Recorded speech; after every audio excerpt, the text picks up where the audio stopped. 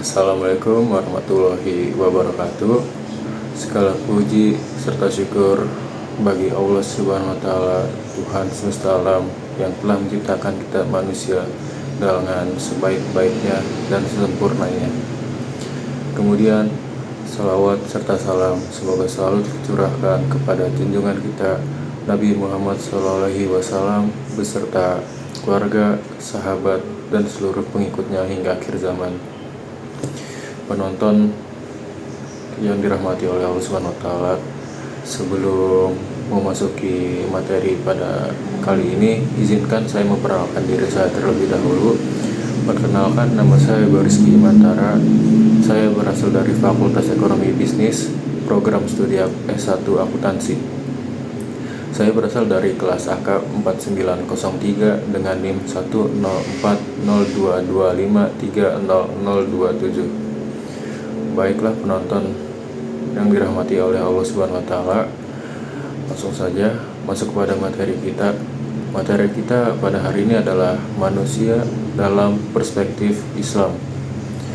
Jadi, manusia dalam pandangan Islam itu adalah makhluk yang sangat istimewa. Kenapa? Karena Allah menciptakan manusia dengan bentuk yang sempurna dan memuliakannya di atas makhluk lainnya.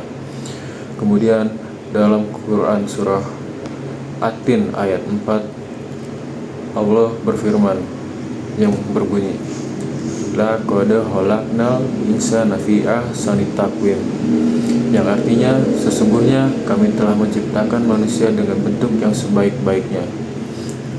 Kemudian ayat ini juga menunjukkan bahwa manusia memiliki keistimewaan bukan hanya karena bentuk fisiknya, tetapi juga karena akal dan hati nurani yang diberikan oleh Allah agar digunakan untuk mengenalnya dan menegakkan kebaikan di bumi. Namun, keistimewaan itu juga membawa tanggung jawab yang besar untuk manusia.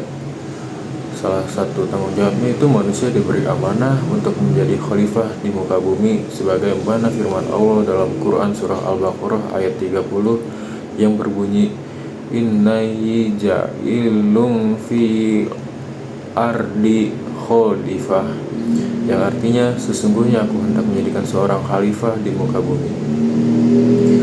Kemudian sebagai khalifah, manusia juga harus menjaga keseimbangan alam, menegakkan keadilan, serta menjauhi kerusakan. Tugas ini menuntut manusia untuk hidup sesuai dengan nilai-nilai Islam, yaitu kerukunan, kejujuran, kasih sayang, dan tanggung jawab.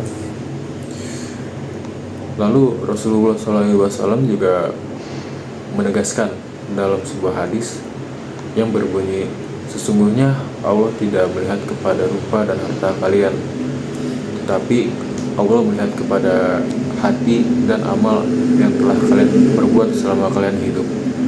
Hadis riwayat Muslim.